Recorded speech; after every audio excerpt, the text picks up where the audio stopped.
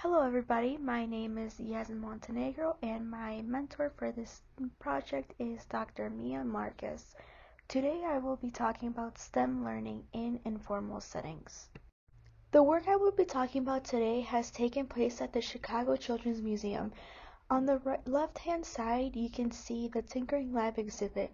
You can see the entrance to the Tinkering Lab exhibit here, as well as the actual exhibit inside on the right-hand side.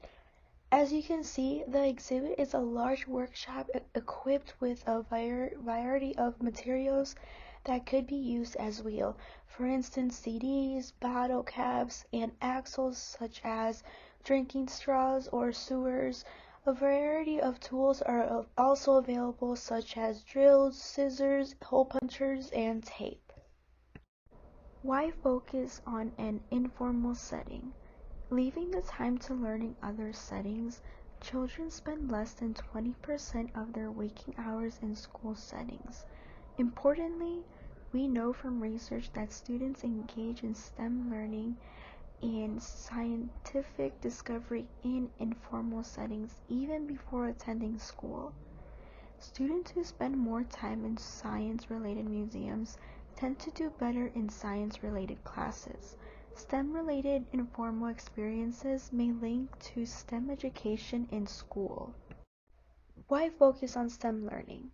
To ensure America's economy competitiveness in the global economy, there had been calls to increase the quality and diversity of students that pursue science and engineering education and career options. The reason why I decided to focus on STEM learning is due to the STEM pipeline problem. And this problem emphasizes the demand for qualified STEM professionals is increasing at a higher rate than the demand for non-STEM professionals. Yet too few students are pursuing STEM education, and we must increase diversity of students that pursue STEM education. Researchers have suggested that we need to increase the quality and diversity of students who pursue in STEM education, which is why I decided to focus on Latino families. With this in mind, my research goals are to examine to what extent do Latino children engage in engineering design practices such as testing and redesigning in informal educational settings, and how is Latino parents' involvement related to their children's engagement in engineering design practices? In our methods section, we observed a sample size of 44 parents and their 5 to 11-year-old children. The average age for the children was around 7 to 8 years old.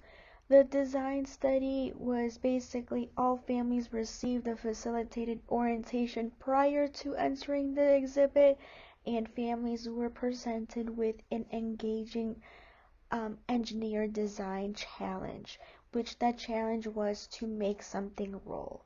Right there at the left hand side, you see a chalkboard which basically indicates today's challenge, and it says make something that rolls, and also right underneath that it says make something that rolls in Spanish as well. Prior to entering the large workshop area, families received facilitated orientation. That is, museum facilitators used models to illustrate the engineering concepts and principles needed to address the challenge. They need the wheels and axles, and how in order for something to roll. Either the wheels and axle need to spin together, or the wheels need to spin freely. Our design was the Make It Roll Challenge. Families were recorded as they worked on addressing the challenge of making something that rolls. Above you see a mother with her child basically facilitating their creation. And the child has a GoPro on, and that's basically what every target child in the study had. Coding, testing, and redesigning. To encourage children's engagement in the engineering practice of testing, The exhibit was equipped with the means for testing creations. For example, as you can see in these photos, during the Make It Roll program, there were a number of ramps children could use to test if their creation would roll. A big ramp in the center of the room and table ramps on the working tables. To access testing, we counted each instance of family checking to see if their creation or part of their creation, for example wheels and axles, rolled or spun. These are different types of tests we focus on. The first one are aerial, which are participant tried to spin the wheel or axis of the creation in the air. Another one, horizontal surface. Participant tried to roll the creation or part of the creation on the table, on the bench, or on the floor. Another one is table ramp. Participant tried to roll the creation or part of the creation down the table ramp. And lastly, big ramp. In the center of the tinkering lab, participant tried to roll the creation or part of the creation down the big ramp. We also focused on what happened after each test. In particular, we were interested in whether the family continued to work on the functional parts of the creation, for instance, wheels, axles, body of the car, and redesigning. Now I would like to show a short clip so you can see what testing and redesigning looks like. In this video, you will see a girl working with her mother in the exhibit. The girl tests her creation on the table ramp. She asks her mom if she can test it on the big ramp, but mom suggests that they should redesign it first. Okay, one. Hopefully it works. Whoa. Hopefully it needs some sticker. We only did one side. Did It's you working see a lot better. Yeah, that was awesome. We think we solved the problem. Can I try it on that big one? Let's anchor the other side first, though. What do you mean? Well, you only put tape on one side. This results section shows the engagement in testing. The dark green with the target child, and whereas the light green, the target adult. This basically shows that the target child holds more engagement in testing than the target adult. This results section shows the different types of tests. For the target child, it basically stated that it tested more often in each of these areas than the target adult.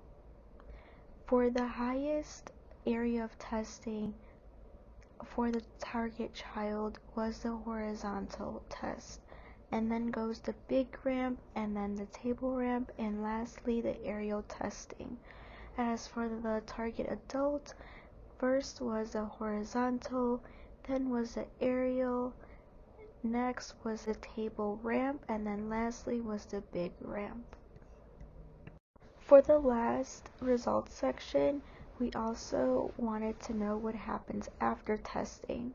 For the target child, it is shown on the graph that they basically averaged more than the target adult. For instance, the target child had higher rates of redesigning, retesting, and little rates of decoration. And the same thing with the target adult.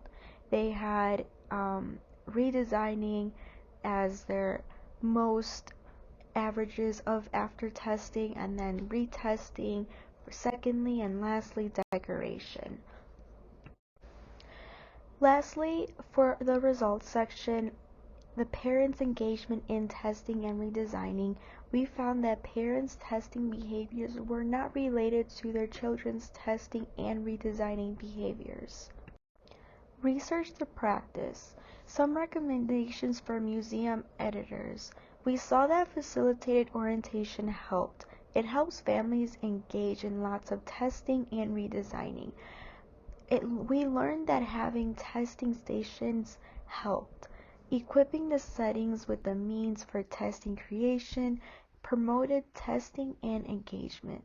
it also provided families with exhibit-related information to foster an engagement in testing and redesigning. Future directions. I would like to talk about links between informal and formal learning. I believe that both, it's important to understand the difference and how similar they are to incorporate them together, or know how to separate both of those learnings. And I also would like to see the difference in SES groups. These are my references. Thank you so much for listening to my presentation.